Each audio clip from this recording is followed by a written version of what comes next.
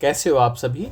देखिए, आज जो है टेस्ट 6 है और इसका जो है पार्ट 2 हम शुरू करेंगे। और उससे पहले कि मैं आपसे रिक्वेस्ट करता हूं कि आप जितने भी लोग नए हो चैनल पे, वो चैनल को लाइक करें, शेयर करें और सब्सक्राइब करें अपने दोस्तों के साथ। यहाँ पर टेलीग्राम आईडी दी हुई है इस वीडियो की। अगर इस टेस्ट की पीडीएफ की अगर आपको नीड होती है तो आप ये टेलीग्राम चैनल ज्वाइन कर लीजिएगा। @UPSC विद हरीश के नाम से टेलीग्राम चैनल है। यहाँ पर आपको अन्य टेलीग्राम चैनल्स की तरह ज़्यादा कंटेंट नहीं मिलेगा, सिर्फ वही कंटेंट मिलेगा जो आपके काम का होगा, जिसे आप सिर्फ पढ़ने के लिए यूज़ कर सकते हैं। तो आइए शुरू करते हैं। ये मॉडर्न हिस्ट्री का टेस्ट है और इसके अंदर में ये निम्नलिखित टॉपिक्स, यहाँ पे जो टॉपिक्स शो हो रहे हैं ये यहाँ पे कवर होंगे।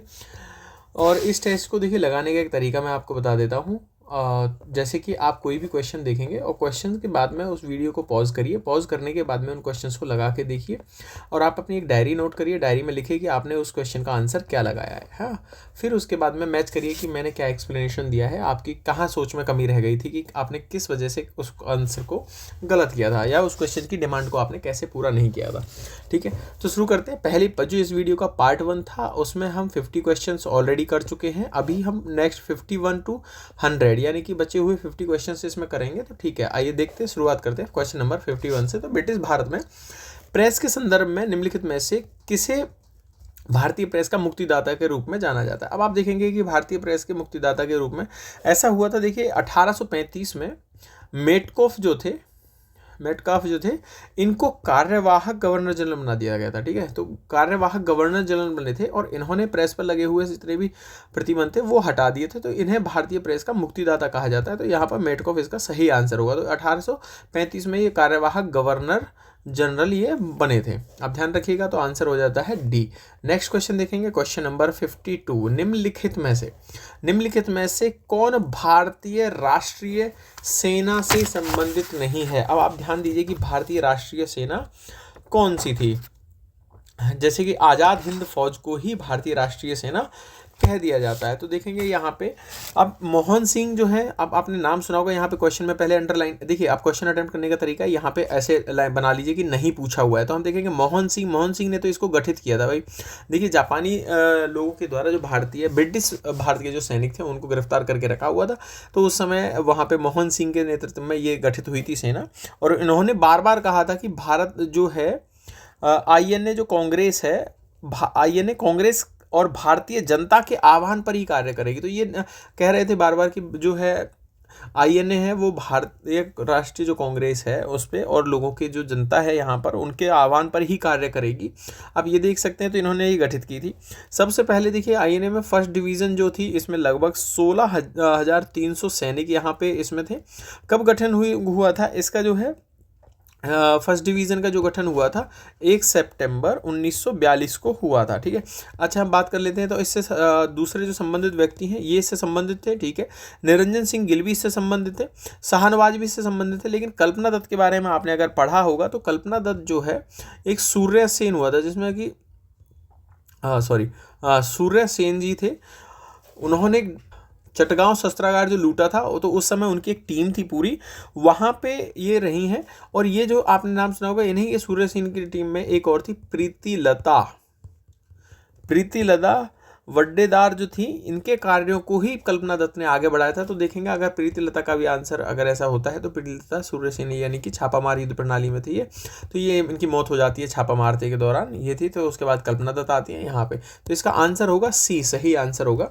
नेक्स्ट क्वेश्चन देखते हैं, क्वेश्चन नंबर हम 53 देखेंगे। निम्नलिखित में से देखिए, अब ऐसे क्वेश्चन को करने का कॉमन सेंस होता है कि निम्नलिखित कथनों पर विचार कीजिए। देखिए 53 क्वेश्चन है, असहयोग आंदोलन पर स्थगन। देखिए आप पहले ये लाइन पढ़नी है आपको क्वेश्चन में, उपयुक्त में से कितने 1920 के दशक में क्रांतिकारी संघर्ष की। यानी कि देखिए अब 19 को 20 का दशक, यानी कि 1920 से लेकर 1929 की बात कर रहा है, 29-30 की बात कर रहा है। ठीक है, तो इस दशक की बात कर रहा है। क्रांतिकारी संघर्ष के उदय के क्या कारण थे। अब आप देखिए असहयोग आंदोलन का स्थगन, बिल्कुल सही है, चौरी चौरा कांड हो गया था। तो ये इसकी वजह से ये गांधी जी ने इसको स्थगित कर दिया था। तो एक तो ये रीज़न था, बिल्कुल सही है। यहाँ पर श्रमिक वर्ग का आंदोलन होता है, एक तरफ कम्युनिस्ट पार्टी का गठन हो रहा था, श्रमिक वर्ग अपना आंदोलन चाह रहा था, जैसे अटक बनता है, AITUC अटक बनता है, all India trade union council बनती है, तो ये सब चीज़ें चल रही थी। दूसरा, रूसी क्रांति से ये लोग प्रेरित हो गए थे, बिल्कुल सही है। तो ये अब क्वेश्चन देखिए, तीनों स्टेटमेंट बिल्कुल सही है और कॉमन स्टेटमेंट है, देखिए जनरल स्टेटमेंट है, बिल्कुल ठीक होंगी, है ना।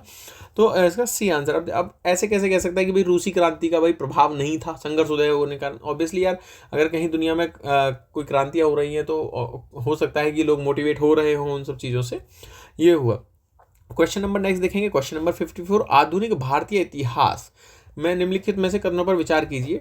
उपयोग में से कितने कदम लॉर्ड कर्जन द्वारा उठाए गए थे? अब लॉर्ड कर्जन की हम बात कर लेते हैं। देखिए, लॉर्ड कर्जन जो है 1899 से लेकर 1905 तक ये रहे थे।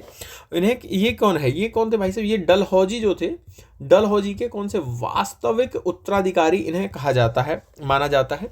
कर्जन है बहुत कठोर थे, ये साम्राज्यवादी, सत्तावादी, क्रूर टाइप का इंसान था, थोड़ा सा सत्तावादी था, भाई साम्राज्य विस्तार करना चाह रहा था, इस तरह की चीज़ें की। लेकिन इसने कुछ चीज़ें भी की थी, जैसे कि बिहार में पूसा और बिहार और पश्चिम बंगाल बिहार और बंगाल प्रेसिडेंसी में इन्होंने पूसा में कृषि अनुसंधान संस्थान की स्थापना की थी, बिल्कुल ठीक है ये।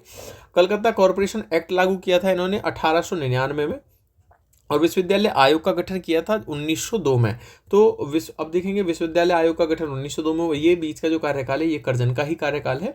तो कलकत्ता कॉरपोरेशन एक्ट क्यों शुरू हुआ गया था? देखिए, इसमें ना क्या भारतीयों की संख्या कम करनी थी, यानी कि स्वशासन से वंचित करने के लिए कलकत्ता कॉरपोरेशन एक्ट लागू किया था। तो इसका भी आंसर सी सही होगा। आप लोग कमेंट करके प्लीज़ बताइएगा आपने क्या आंसर इनका लगा रहे हो। कोई आप कमेंट में एक काम करिए, जैसे क्वेश्चन नंबर 55 लिखिए, उसके आगे आप लिख दीजिए BCDE, ठीक है। इस तरह से आप आंसर लिख सकते हो, सॉरी ई नहीं, ABCD लिख देना है। अब देखेंगे क्वेश्चन नंबर 55। अब बहुत इजी है, को देखिए, कुछ समाचार पत्रों से भी क्वेश्चन पूछे जाते हैं। कैसे क्वेश्चन पूछे जाते हैं आप यहाँ जल्दी से देखिएगा। जैसे बंगाल गजट, अब आपको सबको पता होगा, अधिकांश लोग, जिन लोगों को नहीं पता था मैं बता दूं, बंगाल गजट जो है हेनरी लुई विवियन डेरोजियो द्वारा नहीं शुरू किया गया था भाई।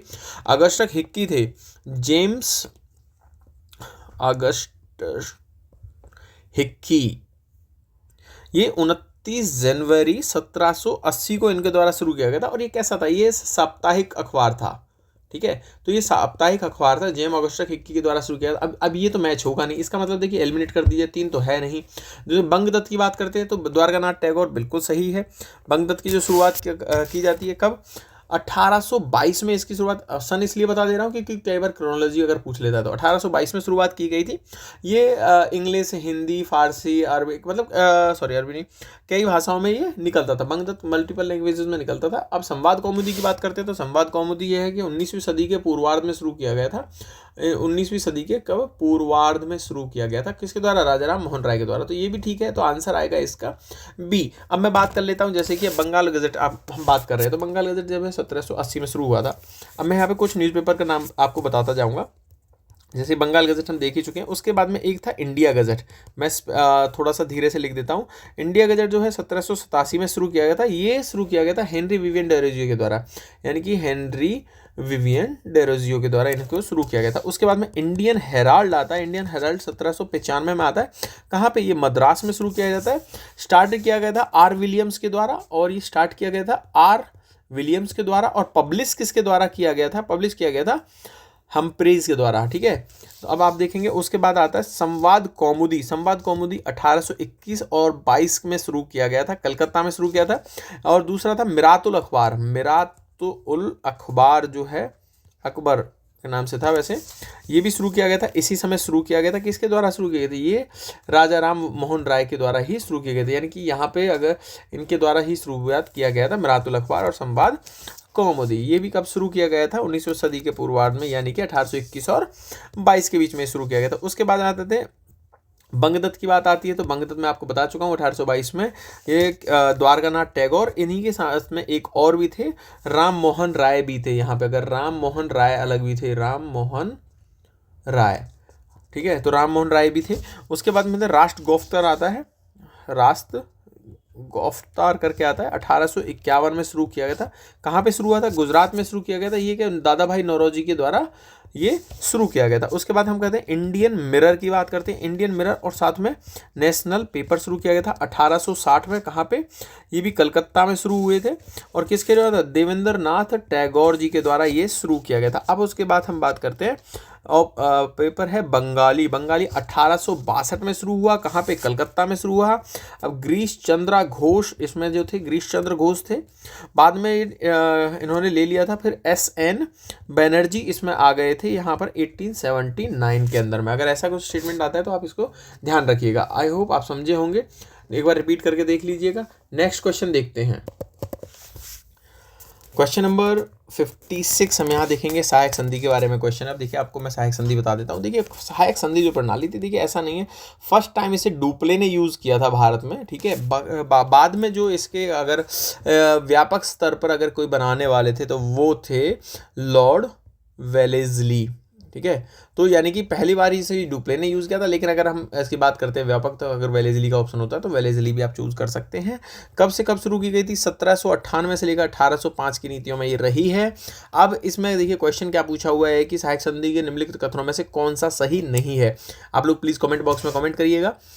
वीडियो को जो लोग रिवीजन के लिए देख रहे हो वो 1.5 की स्पीड या 1.25 की स्पीड जो भी उन्हें कंफर्टेबल लगे उसके आधार पर आप देख सकते हो। तो शुरुआत करते हैं। जैसे कि रियासतों को अपने क्षेत्रों में तैनात ब्रिटिश सेना के रखरखाव के लिए भुगतान करना पड़ता था। बिल्कुल सही स्टेटमेंट है, यानी कि इसका आंसर नहीं होगा, नहीं पूछा हुआ है। इस संधि के तहत रियासतों को अपनी सेनाएं भंग करनी पड़ती थी, ये भी सही है, यहाँ पर सेनाएं भंग करनी पड़ती थी। इसके तहत अंग्रेजों की संधि को स्वीकार करने वाली रियासतों के आंतरिक मामलों पर नियंत्रण प्राप्त हो गया था, ये गलत है, यानी कि आंसर होगा C। हैदराबाद का निजाम सहायक संधि पर हस्ताक्षर करने वाला पहला शासक था, यानी कि अली खान। कौन था? अली खान जी थे ये। इन्होंने पहली बार आसफ जहाँ द्वितीय भी ने कहा जाता है 1 सितंबर 1798 में इन्होंने साइन कर दिए थे। अब देखिए कई बार क्रोनोलॉजी भी पूछ लेता है। आंतरिक मामले नहीं थे, यहाँ पे बाहरी मामलों पर इन्होंने नियंत्रण स्थापित किया था। जैसे कि किसी यूरोपियों को अपनी सेना में, अपनी मतलब राज्य में नहीं तैनात कर सकते, उसके लिए पहले आपको परमिशन वगैरह लेनी पड़ेंगी। तो ये सब चीज़ें इन्होंने की थी, तो आंसर होता है इसका C। इसके साथ में मैं आपको एक चीज़ बता देता हूँ। देखिए 1798 में पहले इसे हैदराबाद में, यहाँ पे शॉर्ट में लिख देता हूँ हैदराबाद।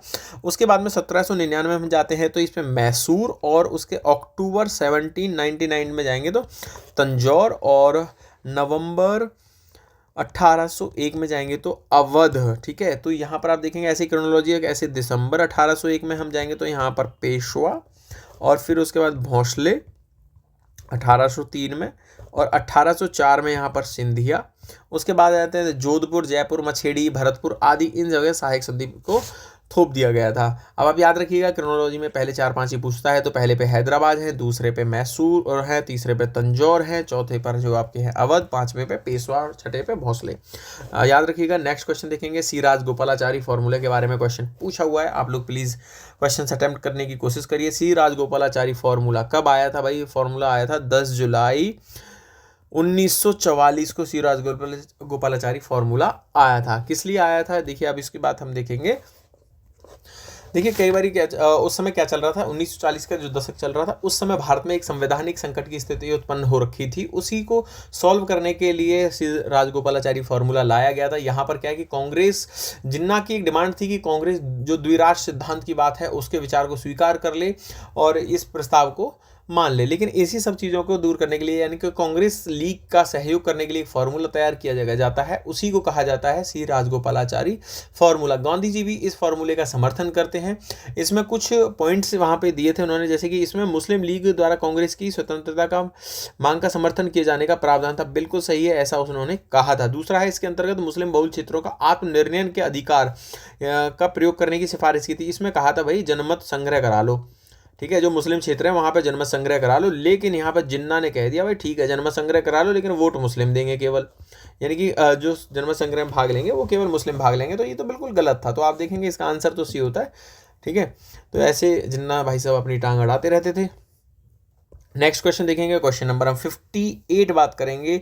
हम यहाँ पर क्वेश्चन में देखेंगे कि यहाँ पे कैसे पूछा हुआ है। देखिए कुछ नाम पूछा हुआ है यहाँ पे, अमला नाम का अधिकारी, जोतदार और बरगदार, इनके बारे में पूछा हुआ था। मैं पहले इनका थोड़ा सा आपको बैकग्राउंड बता देता हूँ। देखिए क्या होता है, जमींदार जो होते थे, जमींदार अमला नाम का व्यक्ति नियुक्त करते थे जो लगान वगैरह वसूलने के लिए। फिर जमींदार के नीचे होता था जोतदार, इन्हीं को ही हवलदार भी कह दिया जाता था, या फिर गटीदार भी कह दिया जाता था, या फिर इनको मंडल भी कहते थे। अब याद रखिएगा, मंडल, गटीदार, जोतदार, ये एक ही व्यक्ति होता था, जमींदार के नीचे काम करना होता था। अब इस जोतदार हवलदार के नीचे एक और व्यक्ति काम करता था, उसको कहते थे बरगादार। अब ये कौन होता था? ये बटाईदार भी कहा जाता था इसको, ठीक है। बटाईदार से आप समझ गए होंगे। या फिर अधियार भी कहा दिया जाता था। अब देखिए, सबसे पहले जमींदार जो है अमला नियुक्त करता था, ये क्या टैक्स वगैरह यानी कि लगान टाइप वसूल लेता था। उसके बाद नीचे जोतदार हवलदार होते थे, भाई ये मालिक होते थे ज़मीन के। उसके बाद ये अपनी ज़मीन को बटाई पे दे के काम कराते थे, जो बटाई पे काम करने वाले होते थे वो बरगादार होते थे। अब आप क्वेश्चन को अटेम्प्ट करने की कोशिश करते। देखिए, अमला गाँव के लगान वसूल करने के लिए जमींदार द्वारा नियुक्त अधिकारी था, बिल्कुल सही है। जोतदार धनिक किसान थे, साहूकारी कार्य तथा स्थानीय व्यापार को नियंत्रित करते थे, बिल्कुल सही है। बरगादार अमीर जमींदार थे, श्रमिकों के माध्यम से अपनी भूमि पर खेती कराते थे। देखिए, अब आप इस सिस्टम में देखेंगे तो यहाँ पर बरगादार भाई खुद ही जमीन पे खेती कर रहा था, तो ये वाला यहाँ पे गलत हो जाता है। अब इस हिसाब से आप इसका आंसर देखेंगे तो आंसर आएगा केवल 2, यानी कि 3 गलत है, एक और 2 बिल्कुल सही है। आई होप आप लोगों के आंसर ठीक हो रहे होंगे। क्वेश्चन नंबर, हाँ देखिए, आप वीडियो के ना अंत में बने रहिएगा कि लास्ट में मैं आपको एक फॉर्मूला बताऊंगा। जिन लोगों के भी टेस्ट सीरीज में नंबर नहीं अब बढ़ रहे हैं, वो अपने नंबर्स को कैसे बढ़ा सकते हैं एकदम से। अगर आप वो प्रोसेस को फॉलो करोगे तो बहुत जल्दी बूम करेंगे आपके नंबर्स, ठीक है। मेरा तो ऐसे हुआ था, आपको भी वो ट्रिक बता दूंगा। अब नेक्स्ट क्वेश्चन देखते हैं कि मेरठ षड्यंत्र केस, यानी कि 59 नंबर क्वेश्चन है, तो मेरठ षड्यंत्र केस की बात कर रहे हैं। ये षड्यंत्र जो है 1929 से लेकर 33 तक चलता है, 1933 तक ये चलता है। अब ये क्या हुआ था? देखिए, 1920 के दशक में असहयोग आंदोलन मतलब कि समाप्त कर दिया था, यानी कि स्थगित कर दिया था गांधी जी ने, और लोग असंतुष्ट हो गए थे। कुछ लोग पहले इसमें आके मिले थे कि ठीक है भाई, इस रास्ते में हम चलेंगे तो कार्य कर लेंगे। लेकिन बाद में क्या हुआ कि यहाँ पर जो है communist party of India, trade यूनियनों के ये खिलाफ चलाया गया, क्योंकि ये जो पार्टियां थी, यानी कि जो स्वतंत्रता संग्राम के दौरान जो श्रमिक आंदोलन थे वो चल रहे थे, उनको कुचलने के लिए ये मेरठ षड्यंत्र केस रचा गया था। अब इसमें क्या था कि यार देखो, ब्रिटिशों को ना एक डर लग रहा था कि कहीं ऐसा ना हो रूस की तरह यहाँ भी कम्युनिस्ट आंदोलन की मतलब आंदोलन बड़ा हो जाए, कम्युनिस्ट आंदोलन बड़ा हो जाए रसिया की तरह। तो इसलिए उनको डर लग रहा था, इसलिए उन्होंने मेरठ षड्यंत्र केस की में कुछ लोगों को फंसा दिया था। यहाँ पे देखेंगे, इसमें देखिए एक SS डांगे बिल्कुल सही है, ये शामिल थे। शौकत उस्मानी, फिलिप्स क्राफ्ट एंड ब्रेन बैडली इसमें शामिल थे। और इसमें देखिए मुजफ्फर अहमद इसमें शामिल थे, श्रीपद अमृत डांगे इसमें शामिल थे। उसके बाद है गुलाम हुसैन इसमें शामिल थे। देखिए, यूपीएससी कई बार क्या है, PC जोशी, यूपीएससी कई बार क्या है आपको नाम पूछ लेता है कि इसमें कौन कौन से शामिल थे। एक बनवारी लाल जी भी इसमें शामिल थे, ठीक है। तो ये लोग इसमें शामिल थे। अब आप ध्यान रखिएगा, SS डांगे, शौकत उस्मानी, फिलिप्स क्राफ्ट and Ben Bradley, Muzaffar Ahmad, Shripad Amrit Dange इसमें शामिल थे, गुलाम हुसैन, PC जोशी और बनवारी लाल जी इसमें शामिल थे। 1929-1923 के बीच में ये चला था। तो इसका आंसर क्या होगा? सभी चारों इसका सही आंसर होगा। क्वेश्चन नंबर हम 60 देखेंगे। 60 क्वेश्चन है, सामाजिक धार्मिक सुधार आंदोलनों के संदर्भ में निम्नलिखित कथनों पर विचार कीजिए। देखिए, स्थापना वर्ष, अब देखिए यहाँ पे नीचे इसमें ऐसे कुछ उसका नाम दे रखा है संगठन का, तो इन संगठनों की विशेषता यहाँ बता रखी है कि अब ये आपको पहचानना है कि कौन सी इसकी विशेषता है। देखिए, इसकी स्थापना 1875 में स्वामी दयानंद सरस्वती ने की थी। अब आपको समझ गए स्वामी दयानंद सरस्वती जी ने किसकी स्थापना की थी।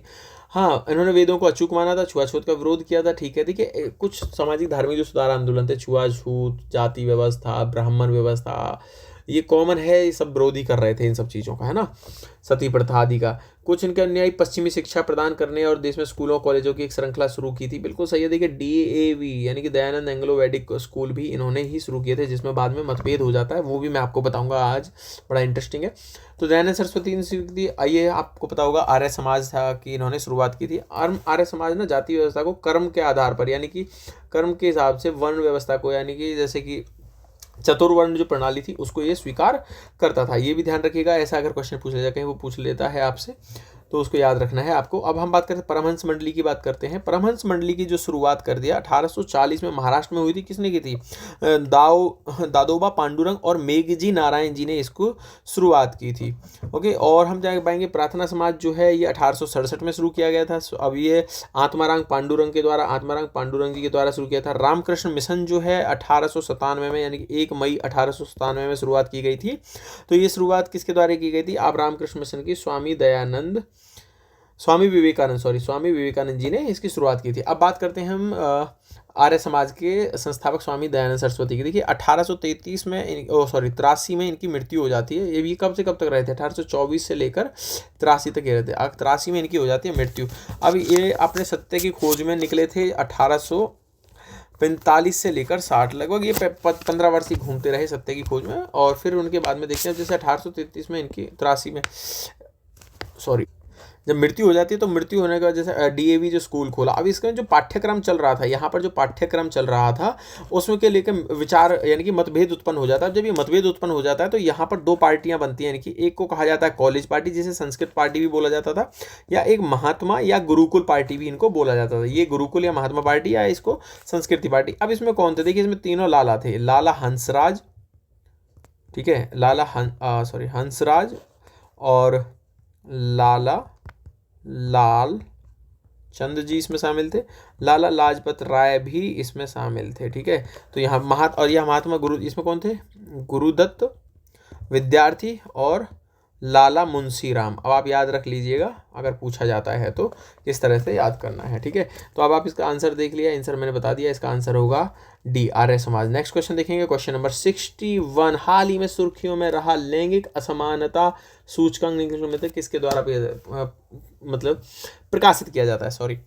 अब जो है लैंगिक असमानता सूचकांक क्या है, किसके द्वारा अब निकाला जाता है। अब पहले हम यहाँ देखेंगे कि यूरोपीय लैंगिक समानता संस्थान क्या है। देखिए ये भी एक सूचकांक निकालता है, उस सूचकांक का नाम है लैंगिक, अब इसके नाम में देखिए समानता है, तो समानता सूचकांक इसके द्वारा निकाला जाता है। लैंगिक समानता सूचकांक ना, वर्ड्स पे ध्यान दीजिए, यहाँ असमानता पूछा है तो ये तो इसका आंसर नहीं होगा, इसके द्वारा निकाला जाता है लैंगिक समानता सूचकांक। अब हम बात करते हैं विश्व आर्थिक मंच की। देखिए विश्व आर्थिक मंच जो निकालता है वो निकालता है वैश्विक लैंगिक अंतराल रिपोर्ट, वो निकालता है। इसमें भारत का स्थान जो है 127वें स्थान पर है, याद रखिएगा 127वें स्थान पर। तो ये वर्ल्ड इकोनॉमिक फोरम के द्वारा निकाला जाता है, वर्ल्ड इकोनॉमिक फोरम के द्वारा ये निकाला जा रहा है। अब हम बात करते हैं विश्व बैंक समूह की, बात करते हैं तो विश्व बैंक समूह का यहाँ से कोई संबंध नहीं है। तो यूएनडीपी जो है लैंगिक असमानता सूचकांक निकालता है, यूएनडीपी अब ये क्या है, इसमें अंक के हिसाब से निकाला जाता है। अभी भारत की जो रैंकिंग है अपने नोट्स में अपडेट कर लीजिएगा, 0437 है। अभी जो भारत है 108वें स्थान पर आया है, यहाँ पर याद रखिएगा, ठीक है। तो इसमें हमारी स्थिति में सुधार हो रहा है, ये बिल्कुल याद रखिए। इसके कौन से 3 आयामों के आधार पर ये निकलता है, कौन कौन से आयाम होंगे, इसका देखिए आंसर है यूएनडीपी। इसके 3 आयाम हैं, कौन कौन से हैं। यहाँ पर प्रजनन स्वास्थ्य क्या है, प्रजनन स्वास्थ्य एक, दूसरा सशक्तिकरण, तीसरा है श्रम बाजार। कई बार ऐसे भी पूछ लेता है कि इसमें निम्नलिखित में से किस किस को शामिल किया जाता है। यूपीएससी में प्रीवियस ईयर में ऐसे क्वेश्चंस आए हुए हैं, बिल्कुल ध्यान रखिएगा। तो नेक्स्ट क्वेश्चन देखेंगे, क्वेश्चन नंबर 62 की बात करते हैं। हाल ही में सुर्खियों में रही याओंडे घोषणा क्या है। देखिए याओंडे घोषणा क्या है, WHO और कैमरून ने मिलकर ये घोषणा अभी मतलब ये बैठक हुई थी कैमरून की आपस में। ये देखिए क्या होता है, याओंडे घोषणा जो है मलेरिया से संबंधित लोग हैं उन मलेरिया, ये क्या है, मलेरिया जो है उष्ण और उपोष्ण कटिबंधीय क्षेत्र में होने वाला एक सिंपल सा रोग है। अब किसके द्वारा होता है, मादा जो है एनाफिलीज नाम की एक मच्छर होती है। अब आप समझ लीजिएगा, मादा है, मच्छर है, वो उसके द्वारा होता है। और इसके द्वारा कौन सा परजीवी होता है, उस परजीवी का नाम है प्लाज्मोडियम नाम का परजीवी है, उसके कारण ये फैलता है, याद रखिएगा प्लाज्मोडियम मादा एनफ्लीज। अब देखिए हो गया। अब हम देखते हैं कि अब आप यहाँ पे देखिएगा, जैसे इस घोषणा को संयुक्त राष्ट्र एक प्राथमिक बहुपक्षीय संगठन में मजबूत करने हेतु गुट निरपेक्ष, देखिए यहाँ पर अंडरलाइन करिए, गुट निरपेक्ष सम्मेलन शिखर सम्मेलन में तृतीय विश्व के देशों द्वारा अपनाया गया। अब ये कौन सी है, ये घोषणा जो है कंपाला घोषणा है, इसका नाम याद रखिएगा, अगले पेपर्स में आपको जरूर मिलेगी। तो कंपाला घोषणा 2024 की यहाँ पे शुरुआत की जाती है। स्टेटमेंट को अच्छे से याद करके पढ़ लीजिएगा। मलेरिया घोषणा की बात है तो आंसर इसका बी हो ही जाता है। यहाँ पर क्या है, देखिए अफ्रीका में, पूरे दुनिया में जितने भी मामले हैं उसमें से 95% अफ्रीका में पाए जाते हैं मलेरिया के मामले, ठीक है। अब नेक्स्ट देखेंगे कि इनमें से उन प्रमुख देशों को शामिल किया गया जिनका लक्ष्य कृत्रिम बुद्धिमत्ता AI से संबंधित संभावित जोखिमों का समाधान करना। अब ये AI से संबंधित कौन सी है, तो AI से आपने पढ़ा होगा बेलेचले घोषणा जो है इससे संबंधित है। तो याद रखिएगा, क्वेश्चन के लिए यूपीएससी के लिए इंपॉर्टेंट है, पूछा जा सकता है। एआई का तो वैसे ही जमाना चल रहा है। और इसका उद्देश्य, अगला डी देखेंगे, अंतर्राष्ट्रीय संगठित अपराध के उदय और संबंधित चुनौतियों का समाधान करना है। यूनाइटेड नेशन सिक्योरिटी काउंसिल के द्वारा इस पहल को शुरुआत किया गया है, तो यूएनएससी के द्वारा शुरू किया है। आंसर हो गया बी। नेक्स्ट क्वेश्चन देखेंगे, क्वेश्चन नंबर 63। संयुक्त राष्ट्रीय शहरी सरकारी सहकारी वित्त और विकास निगम NUCFDC के संदर्भ में निम्नलिखित तथ्यों पर विचार कीजिए। क्या है ये, कैसे है, मैं बताता हूँ पहले आपको। अभी इसको शुरुआत किया सबसे पहले इसकी बात कर लेते हैं हम। देखिए, SN विश्वनाथन जी थे, उनका एक कार्य समूह था। उस कार्य समूह ने इसकी सिफारिश की थी। ठीक है, उनका एक कार्य समूह था, SN विश्वनाथन ने। अब आप ध्यान रखिएगा, SN विश्वनाथन इसी से संबंधित है। फर्स्ट टाइम इसका सुझाव दिया था। उन्होंने कहा था कि भाई इसे अम्ब्रेला स्कीम बनाओ, अम्ब्रेला स्कीम बनाई जाएगी एक। ओके, अम्ब्रेला स्कीम बनेगी और किसके द्वारा, अब किसके लिए, फॉर शहरी सहकारी बैंकों के लिए। ठीक है, और यहाँ पे इन्होंने सुझाव दिए थे कि भाई जो छोटी बैंकें हैं उनका क्या है, विलय यानी कि मर्जर भी किया जा सकता है। और यहाँ पर जो क्यों किया गया, वाई, इनको क्यों कह रहे थे भाई ये बनाओ, क्योंकि देखिए यार कई बार खराब प्रशासन की व्यवस्था इन बैंकों में होती है, तो इनके प्रशासनिक दक्षता को सुधारने के लिए ये ऋण जाल में फंस जाते हैं। पूंजी जुटाने के लिए इनकी ज़रूरत थी। तीव्र बाजार में जो प्रतिस्पर्धा पैदा हो रही है, अन्य बैंक आके अपना वर्चस्व स्थापित कर रहे हैं, तो ये बैंक पिछड़ते जा रहे हैं। इनके तीव्र प्रतिस्पर्धा से इन्हें बचाव के लिए, तीव्र बाजार की प्रतिस्पर्धा से बचाव के लिए इनका गठन की उन्होंने बात कही थी। तो आखिरकार सरकार ने सुना, तो उन्होंने क्या किया, सहकारिता मंत्रालय के तहत इनका गठन कर दिया। इस अम्ब्रेला स्कीम का संगठन एक बना दिया। अब कैसा बनाया, ये जो संगठन है कैसा है, स्वनियामक है, सेल्फ रेगुलेटरी है। ठीक है, स्वयं नियामक है। याद रखिएगा। अब देखिए मैंने कितने पॉइंट बता दिए यहाँ पे। SN विश्वनाथन के द्वारा कार्य समूह था, उन्होंने एक अम्ब्रेला स्कीम की बात करी शहरी सहकारी बैंकों के लिए। और क्यों करी, क्योंकि खराब प्रशासन, पूंजी जुटाने के लिए और तीव्र बाजार की जो प्रतिस्पर्धा है उसे उन मुद्दों को हल करने के लिए एक शुरुआत की गई। सहकारिता मंत्रालय के अधीन ही शुरू की गई है। कई बार आप ध्यान रखिएगा, वित्त मंत्रालय अगर आंसर में आता है तो ऐसा गलत होगा। ये सहकारिता मंत्रालय के अधीन की गई है। अब हम बात कर लेते हैं स्टेटमेंट्स की। यह भारत में सहकारी बैंकों के लिए एक अम्ब्रेला संगठन के रूप में कार्य करता है, बिल्कुल सही है। RBI के तहत जमा स्वीकार करने वाली NBFC के रूप में पंजीकृत है, गलत है, ये गलत हो जाता है। आंसर होगा इसका, देखिए NBFC भी दो तरह की होती हैं। NBFC एक होती है नॉन डिपॉजिट, ND अगर पीछे लिखा हुआ है यानी कि नॉन डिपॉजिट, यानी कि जमा स्वीकार नहीं करती। लेकिन इसमें भी टाइप 1 और टाइप 2 की होती हैं, यानी कि टाइप 1 और टाइप 2 दो होती हैं। देखिए जो टाइप 1 की होती है, जो सार्वजनिक वित्त है, सार्वजनिक वित्त जो है इसको स्वीकार कर सकती है, लेकिन जो टाइप 2 की है वो सार्वजनिक वित्त को स्वीकार नहीं कर सकती। और ये वाली जो NBFC है, NUCFDC, ये टाइप 2 की है, ये ध्यान रखिएगा, टाइप 2 की है, तो ये सार्वजनिक वित्त स्वीकार नहीं कर सकती। लोगों का पैसा भी जमा स्वीकार नहीं कर सकती, दोनों ही नहीं कर सकती। लोगों के द्वारा इंटरफेस नहीं की जाती हैं, तो ध्यान रखिएगा। NBFC की कैटेगरी आप एक बार पढ़ लीजिएगा ध्यान से। क्वेश्चन नंबर 64 हम पढ़ते हैं। अभी फिक्की के बारे में है, फिक्की के बारे में है, भारतीय वाणिज्य एवं उद्योग महासंघ की बात है। इनकी थोड़ी सी पृष्ठभूमि बता देता हूँ। देखिए 1920 का दशक चल रहा था। उस समय क्या हुआ, घनश्याम दास बिड़ला और पुरुषोत्तम दास ठाकुर दास ने सोचा कि यार बिजनेस तो हम इतना कर ही रहे हैं, अभी हमें प्रतिस्पर्धा करनी है। ब्रिटिश लोग जो है एक तरह का संगठन बना के काम करते, तो उसी तरह से हमें अपने बिजनेस की बातों को सरकार तक पहुँचाने के लिए या उसका मुद्दों को रखने के लिए एक मीडिएटर की बात है। जैसे कि यहाँ पे इतने लोग अलग अलग इंडस्ट्री बिजनेस कर रही हैं, अब इनको कोई बात सरकार तक यहाँ तक पहुँचानी है, तो क्या अलग अलग जाएगा। ये क्या करते हैं, यहाँ पे एक संस्था है, उसको आके खबर देते हैं, ये यहाँ पे काम कर देती है, तो एक तरह से मीडिएटर की भूमिका निभा रही है। ये सिर्फ मैं आपको समझाने के लिए बता रहा हूँ, इसी तरह का ये कार्य करती है। ओके, अब बात करते हैं कि ये 1927 में भारत के सभी भागों से प्रतिनिधित्व के साथ किया गया था। इसमें बिल्कुल सही है। दूसरा है कि इसे ब्रिटिश सरकार द्वारा मान्यता नहीं दी गई थी, ये गलत है भाई। ब्रिटिश सरकार ने और भारतीयों ने इसे तुरंत मान्यता दे दी थी, तो ये इसका गलत हो जाता है।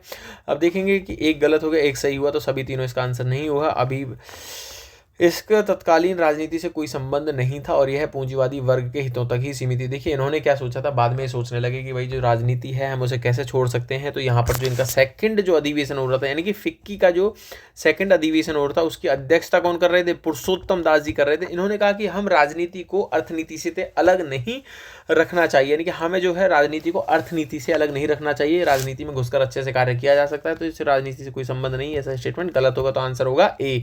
आप लोग बताइएगा आपको कैसा लग रहा है टेस्ट सॉल्विंग तरीका। क्वेश्चन नंबर 65 है, चौकीदारी कर विरोधी अभियान। देखिए कई बार क्या चल रहा है, इसकी भी पृष्ठभूमि बताता हूँ। वन कानूनों का उल्लंघन, करने देने लगाने दो अभियान, चौकीदारी कर विरोधी। क्या चल रहा था कि देखिए महात्मा गांधी जो है नमक नमक तोड़ रहे थे, लेकिन क्या देश में हर स्थान पर नमक तोड़ने का काम था। अब पूरे देश में लहर फैली हुई थी नमक तोड़ने के लिए। अब वहाँ पे उन्होंने कहा कि जो लोग नमक बनाने में असमर्थ हों वो वन कानूनों का उल्लंघन करिए, क्या कहते हैं, वन कर मत दीजिए, चौकीदारी कर मत दीजिए, या जिस भी प्रकार का कर लग रहा हो आपके आसपास वो मत दीजिए। यानी कि सरकार का विरोध करने के लिए उन्होंने ये चीज़ें कही थी। अब इस चीज़ में हम देखेंगे कि क्या होता है कि बिहार में जो है चौकीदारी कर नहीं दिया जाता है। बीच के क्षेत्र में महाराष्ट्र मध्य प्रदेश के एरिए इसमें वन कानूनों का उल्लंघन कर दिया जाता है। उत्तर प्रदेश में आते हैं तो करने दो लगाने दो की बात कही थी। देखिए करने दो, कर कौन देते थे, कर देते थे जमींदार, तो जमींदार और लगान की बात करते थे किसान, तो किसानों से लगान लिया जाता था, जमींदार और किसान दोनों से इसमें आग्रह किया था। अब ध्यान रखिएगा जमींदार और किसान दोनों से कहा गया था भैया कर नहीं देना है, तो इसका आंसर होगा, तीनों सही आंसर है, सी सही आंसर होगा। ठीक है, तो ध्यान रखिएगा। क्वेश्चन नंबर 66 देखेंगे, भारतीय स्वतंत्रता अधिनियम 1947 के संदर्भ में क्वेश्चन। अब देखिए स्वतंत्रता अधिनियम 1947 का क्वेश्चन है। ब्रिटिश संसद द्वारा इस अधिनियम को पारित किया गया जो माउंटबेटन योजना पर आधारित था। तो बिल्कुल सही है। देखिए उस समय ब्रिटिश संसद ने ही अधिनियम को पारित किया था, सही स्टेटमेंट है। इस समय भारत और पाकिस्तान दोनों के लिए एक पृथक गवर्नर जनरल का प्रावधान किया गया था। गलत बात है, एक ही पृथक गवर्नर जनरल का प्रावधान नहीं किया गया था। देखिए भारत ने तो क्या किया, लॉर्ड माउंटबेटन से रिक्वेस्ट की भैया तुम हमारे गवर्नर जनरल बन के रह जाओ, लेकिन क्या जिन्ना भाई साहब होशियार थे, जिन्ना कहा भाई मैं ही गवर्नर बनूंगा। तो देखिए 14 अगस्त को, देखिए 14 अगस्त को पाकिस्तान आजाद हुआ, 15 को भारत हुआ, जिन्ना भाई साहब बन गए पाकिस्तान के गवर्नर जनरल। ठीक है, और इंडिया के बने लॉर्ड माउंटबेटन, तो इसलिए ये गलत होगा। आंसर होगा इसका केवल एक सही आंसर है। नेक्स्ट क्वेश्चन देखेंगे, question number 67। Congress socialist party की बात करते हैं। इसका गठन 1934 में आचार्य नरेंद्र देव और जयप्रकाश नारायण के नेतृत्व में किया गया था। तो बीनू में, और ये गठन कहाँ पे हुआ था इसका, बम्बई में इसका गठन हुआ था, और इसमें 3 लोग शामिल थे, आचार्य नरेंद्र देव, जयप्रकाश नारायण और मीनू मसानी भी इसमें शामिल थे। 1934 में इसका कांग्रेस सोशलिस्ट पार्टी का गठन किया गया था। उनका मानना था कि भारत में प्राथमिक संघर्ष पूंजीपति वर्ग के विरुद्ध था, न कि स्वतंत्रता के विरुद्ध। ये गलत है भाई, भारत में प्राथमिक संघर्ष पूंजीपति वर्ग के विरुद्ध नहीं, स्वतंत्रता के विरुद्ध था।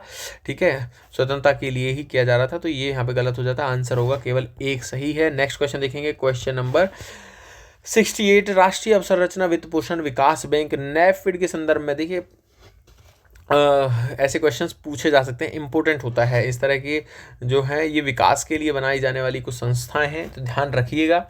अब ये क्या करता है, देखिए नेफिट के बाद में एक सुविधा है, ये क्या है कि उधार धन ले सकता है। कहाँ से उधार ले सकता है भाई, ये विदेशी, यानी कि समझ लीजिए डॉलर में बना रहा हूँ, रुपया में बना रहा हूँ, तो विदेशी करेंसी में या फिर इंडियन करेंसी में ये उधार लेने की इसके पास में शक्तियाँ हैं, उधार ले सकता है। संसद ने क्या किया, संसद ने इसे 2021 के अंदर में एक अधिनियम पारित किया, उसके तहत में विशिष्ट विकास वित्त संस्थान, यानी कि विशिष्ट विकास वित्त संस्थान के रूप में इसे इसे परिभाषित कर दिया था। और ये क्या है, देखिए जमा स्वीकार नहीं करता, ये ऐसा नहीं है कि आप पहुंच जाओ अपना पैसा दे दो, जमा स्वीकार नहीं करेगा ये, तो आप इसलिए ध्यान रखिएगा।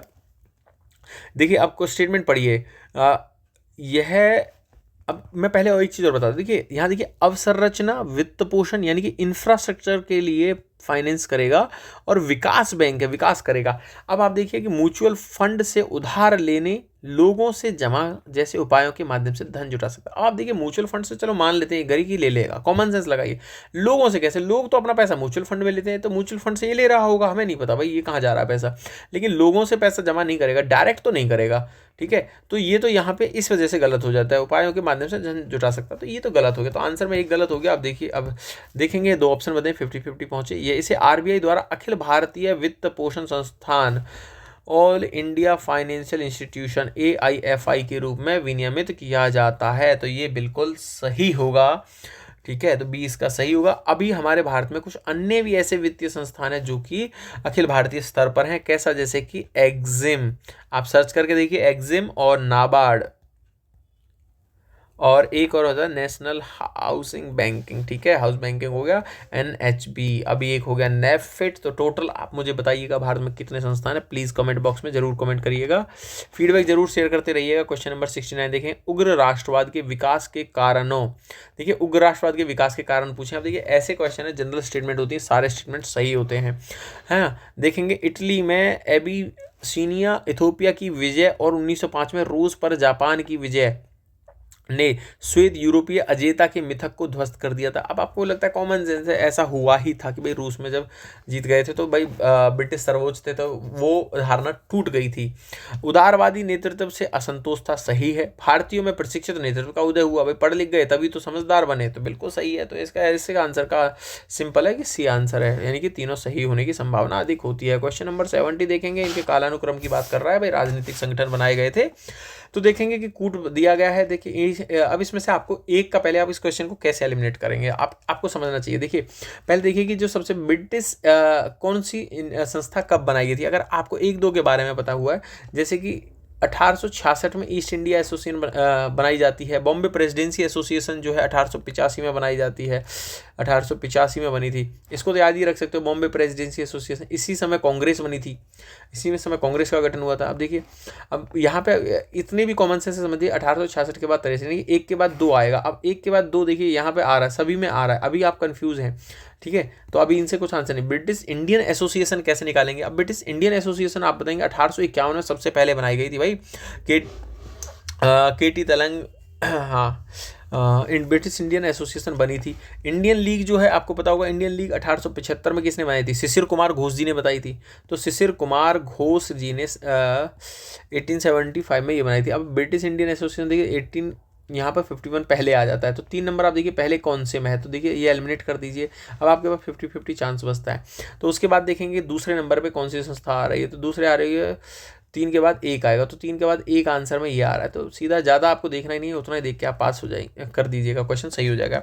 जिससे बात करेंगे ईस्ट इंडिया एसोसिएशन, दादा भाई नौरोजी ने बनाई थी। बॉम्बे प्रेसिडेंसी एसोसिएशन, बदरुद्दीन तैयब जी, मेहता जी और केटी तलंग जी इसमें शामिल थे। ठीक है, तो आंसर हो जाता है सी। नेक्स्ट क्वेश्चन देखेंगे, क्वेश्चन नंबर 71। यहाँ पे 71 में ब्रिटिश भारत के संदर्भ में 19वीं शताब्दी के दौरान संचार नेटवर्क के संबंध में निम्नलिखित कथनों पर विचार कीजिए।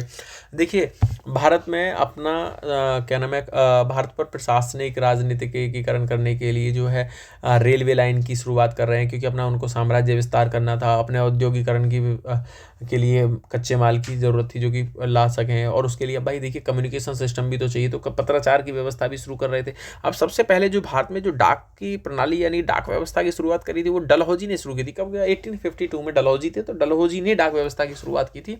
यह भी आप ध्यान देंगे। और देखेंगे उसके बाद में टेलीग्राफ लाइन की शुरुआत होती है 1853 में, कलकत्ता से आगरा के बीच में, ये बिल्कुल सही है। अब देखेंगे वेलेजली ने डाक व्यवस्था की वेलेजली नहीं भाई, डलहौजी थे यहाँ पे, तो डलहौजी ने यहाँ पे डाक व्यवस्था की शुरुआत की थी। तो आंसर आप देखेंगे यहाँ पर केवल ए आंसर सही होगा। आई होप आपका सही होगा। आप वीडियो को पॉज कीजिए, देखिए, आंसर लगा के कोशिश करिए। नेतृत्वकर्ता आंदोलन, देखिए नील की जो खेती थी उसके चक्कर में, क्योंकि वो ज़बरदस्ती वहाँ पे नील की पैदावार कराना चाहते थे, उसके चक्कर में पैसा वैसा भी ढंग से नहीं देते थे, तो आंदोलन शुरू होते थे, जिसमें कि नील विद्रोह शुरू होता है 1859 से 60 में, बिल्कुल सही है। रामोसी विद्रोह 1878 से 89 में चलता है। कूका विद्रोह 1872 में ही चलता है। तो ये इनके नेतृत्व किसने किया था? अब आपको पता होगा, नील विद्रोह दिगंबर विश्वास ने ही शुरू किया था, बिल्कुल सही है। रामोसी विद्रोह वासुदेव बलवंत फड़के ने किया था, सही है। और कूका विद्रोह जो है बाबा राम सिंह ने किया था। तो ये तीनों इसके सही आंसर होंगे, सी सही आंसर होगा। क्वेश्चन नंबर 73 देखेंगे, बंकिम चंद्र चटर्जी का प्रसिद्ध उपन्यास आनंद मठ किससे संबंधित है? ठीक है, तो देखेंगे अब यहाँ पर आनंद मठ को किससे संबंधित है। देखिए, बहुत लंबा सन्यासी विद्रोह था, ये चलता है।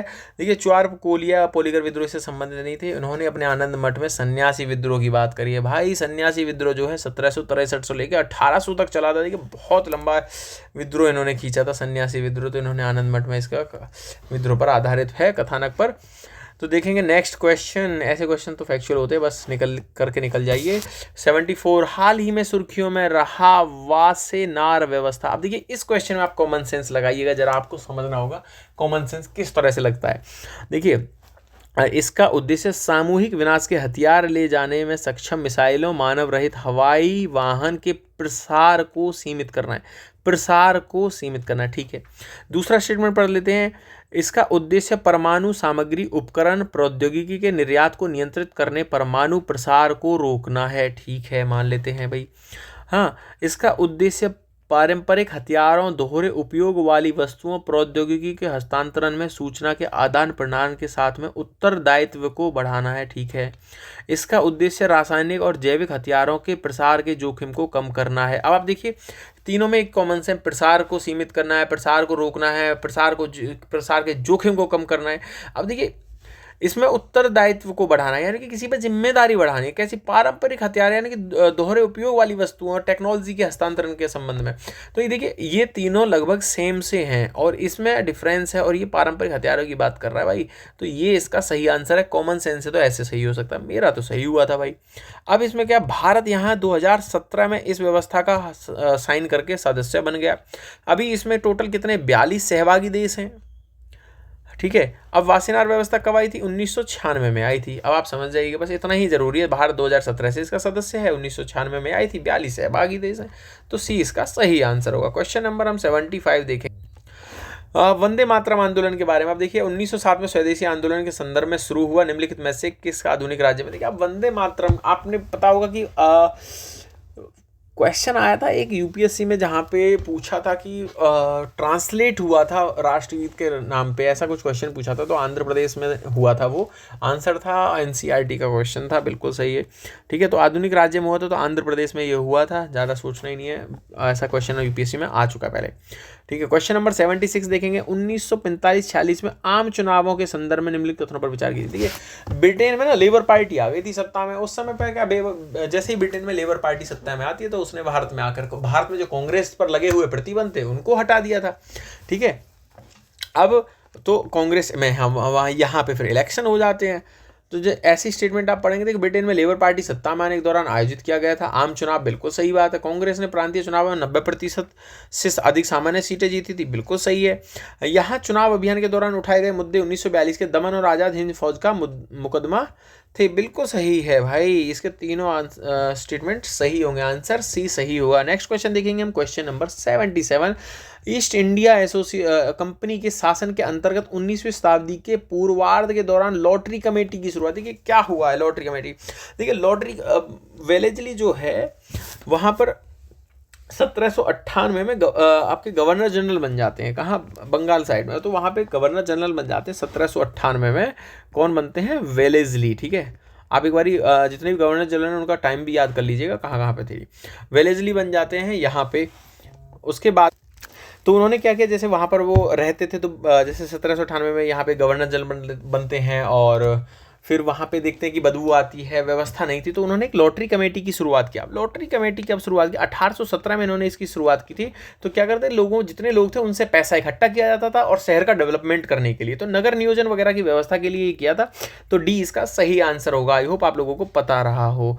क्वेश्चन नंबर 78 हम देखेंगे। ब्रिटिश भारत में राजकोट रियासत के बारे में। देखिए, राजकोट रियासत राजकोट प्रजा प्रतिनिधित्व सभा के संबंध में। देखिए, यहाँ पर राजकोट रियासत में एक सभा थी, राजकोट प्रजा प्रतिनिधि सभा। अब ये जो सभा थी, यहाँ पर राज करने वाले थे लाखाजी राज थे। यहाँ पर राज किया था इन्होंने बहुत लंबे टाइम, 1930 तक ये भाई साहब राज करते रहे यहाँ पे।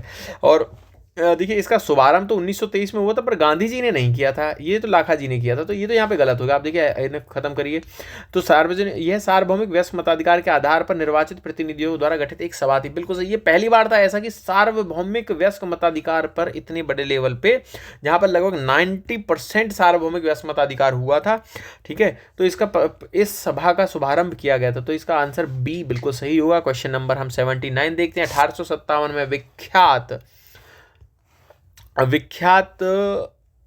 एक सेकेंड, अब अरे पेन चूज करना है। 1857 में विख्यात विद्रोह संपूर्ण देश में प्रसारित नहीं हो सका। देखिए 1857 में जो होता है भारत का प्रथम स्वतंत्रता संग्राम भी कहा जाता है, जिसकी शुरुआत मंगल पांडे के द्वारा की गई। फिर मेरठ में होता है, फिर बहादुर शाह जफर उसके प्रतिनिधि मतलब कि हेड एक तरह से चुन लिए जाते हैं। ये व्यवस्था थी, इस गाँव में हुआ, ये स्टार्ट हुआ था, वो दिल्ली आ जाते हैं। इस तरह की व्यवस्थाएं चल रही थी यहाँ पर। तो इसमें क्या है, आधुनिक शिक्षित और भारतीयों ने विद्रोह का समर्थन नहीं किया था। भाई आधुनिक शिक्षित जो भारतीय थे उन्होंने इस विद्रोह का समर्थन नहीं किया था। ठीक है, इसके पीछे के कारण इसमें पूछे हुए हैं, तो बिल्कुल सही है। हिंदू और मुसलमानों के बीच सहयोग का अभाव था। नहीं नहीं भाई, हिंदू और मुस्लिम तो इसमें साथ में थे। और इसके बाद में कब नजर आएंगे, असहयोग आंदोलन में, जहां पर खिलाफत आंदोलन के साथ मिल जाता है। तो असहयोग आंदोलन में इसके बाद 1920 में नजर आएंगे। तो ये इसका गलत हो जाता है। तो दो, अगर आप देखिए एलिमिनेट करने की ट्रिक आप सीख लीजिए। यहाँ पर आपने दो एलिमिनेट किया, अगर आपको ये दो ये पता था भाई ये नहीं है, तो आप देखिए आंसर आपका 50-50 पे आप पहुंच गए। तीसरा हम पढ़ेंगे, भारतीय शासकों बड़े जमींदारों का अंग्रेजों को समर्थन था। बिल्कुल सही है, भारतीय शासकों और बड़े जमींदारों को अंग्रेजों को समर्थन था, बिल्कुल सही है। तो आंसर होगा इसका बी। क्वेश्चन नंबर 80 देखेंगे, 1916 में हुए लखनऊ समझौता। लखनऊ समझौता क्या था, हिंदू और मुस्लिमों के बीच में होने वाला एक समझौता था। ठीक है, तो ये समझौता यहाँ पे किया जा रहा था। और अब यहाँ पर क्या कर रहे थे, कुछ लोग थे उनको एक साथ में लाना था। अब यहाँ पर लखनऊ समझौता यानी कि लखनऊ जो अधिवेशन था, इसकी जो अध्यक्षता थी वो की थी अंबिका चरण मजूमदार ने। अंबिका चरण मजूमदार जी ने इनकी अध्यक्षता की थी लखनऊ अधिवेशन की। ध्यान रखिएगा, देखिए इस समझौते में मध्य मार्गियों, उग्रपंथियों तथा मुस्लिम लीग को एक साथ ला दिया था, बिल्कुल सही है। दूसरा है कि बाल गंगाधर तिलक, मदन मोहन मालवीय ने लखनऊ समझौते का समर्थन किया था। देखिए मदन मोहन मालवीय जी ने इसका समर्थन नहीं किया था, इसमें दो लोगों ने समर्थन किया था, वो थी एनी बेसेंट। एनी बेसेंट ने इसका समर्थन किया था। लखनऊ बाल गंगाधर तिलक और एनी बेसेंट ने इसका समर्थन किया था। तो दूसरा स्टेटमेंट गलत हो जाता है, तो आंसर होगा केवल ए सही है। देखिए ऐसी छोटी छोटी बातों से ही क्वेश्चंस गलत हो जाते हैं। आई होप, एक सेकंड रुकिएगा, कुछ गड़बड़ हो गई है, I am sorry, wait please. Oh sorry, थोड़ा सा कुछ गड़बड़ हो गई थी। हाँ 81 देखते हैं, आधुनिक भारतीय इतिहास के संदर्भ में मैडम LHP बलावास्की और कर्नल MS ओलकाट ये के संबंधित हैं। देखिए ये क्या थे, ये भारतीय संस्कृति और विचारों से बड़े प्रसन्न थे। अमेरिका में इन्होंने क्या किया, 1875 में एक वहाँ पर थियोसॉफिकल सोसाइटी की स्थापना की है। अब वहाँ से इनका मन भटका, सीधे आ गए 1882 में भारत, और भारत में आ गए अड्डेयार में अपना हेडक्वार्टर स्टैब्लिश कर दिया था। तो ये थियोसॉफिकल आंदोलन से संबंधित थे। ओके, नेक्स्ट क्वेश्चन देखेंगे, क्वेश्चन नंबर हम 82। हाल ही में सुर्खियों में रहे केटामाइन, हाल ही में सुर्खियों में रहे केटामाइन के संदर्भ में। अब याद रखिएगा केटामाइन, क्योंकि यूपीएससी इस तरह के क्वेश्चन पूछ लेता है। केटामाइन क्या है, देखिए केटामाइन एक दवाई टाइप की चीज़ है, जिससे कि जैसे कि आप देखेंगे एनेस्थेसिया देने के लिए यूज़ की जाती है। कुछ लिमिटेड अमाउंट में इसको लिया जा सकता है, कोई अधिक नुकसान नहीं पहुँचाती है, लेकिन इसकी लत लगने की भी संभावना होती है। कई बार आप क्लब्स वगैरह में जाओगे तो वहाँ भी इसको यूज़ किया जाता है, जहाँ पर इसे के रूप में जाना जाता है। यह एक वियोजनी निषेधक यानी कि एनेस्थेटिक है, जो लोगों को दर्द और उनके भौतिक वातावरण में अलगाव की भावना उत्पन्न करती है, बिल्कुल सही है। ठीक है, दर्द से राहत के लिए दे दी जाती है। इससे स्वापक औषधि मन प्रभावी पदार्थ अधिनियम 1985 के तहत एक मन प्रभावी पदार्थ के रूप में सूचीबद्ध किया गया है, ये भी बिल्कुल सही है। तो आंसर होगा सी, इसका सही आंसर। नेक्स्ट क्वेश्चन देखेंगे, क्वेश्चन नंबर 83।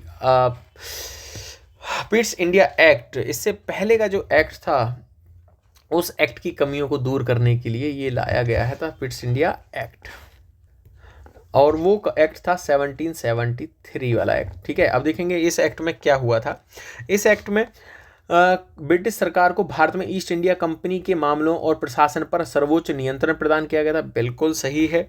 दूसरा देखेंगे, EIC को भारत और चीन में अपना व्यापार एकाधिकार बनाए रखने की अनुमति प्रदान की गई थी। अब देखिए इसमें डाउट है थोड़ा सा, तो देखेंगे कि यहाँ भारत और चीन में, अब आप देखेंगे 1813 में हुआ था चीन और चाय, ये व्यापार पर अनुमति उन्हें दी थी। यहाँ पर देखेंगे भारत और चीन में अपना व्यापारिक अधिकार बनाए रखने की अनुमति दी थी, बिल्कुल सही है। इसके परिणाम स्वरूप EIC के मामलों पर नियंत्रण की दोहरी प्रणाली की व्यवस्था हुई थी, भाई ठीक है, स्थापना हो गई थी। तो ये भी बिल्कुल सही होगी, यानी कि एक संयुक्त सरकार संयुक्त सरकार की स्थापना हुई थी, बिल्कुल सही है, सी सही। हाँ, बिल्कुल सही होगा। क्वेश्चन नंबर हम 84 देखेंगे, वुड्स डिस्पैच के बारे में बात करेंगे। तो वुड्स डिस्पैच 1854 में आता है। यहाँ पर देखिए, Wood's dispatch governor general Lord Canning के कार्यकाल के दौरान जारी किया गया था। देखिए, अब उस समय कैनिंग नहीं थे, उस समय लॉर्ड डलहौजी थे। ठीक है, डलहौजी उस समय थे। ये भी ध्यान रखिएगा, जैसे कोई बिल आ रहा है, कोई डिस्पैच इस तरह की कोई योजना आ रही, तो कौन उस समय गवर्नर जनरल था, तो लॉर्ड डलहौजी थे। तो पहला तो वैसे ही गलत हो गया।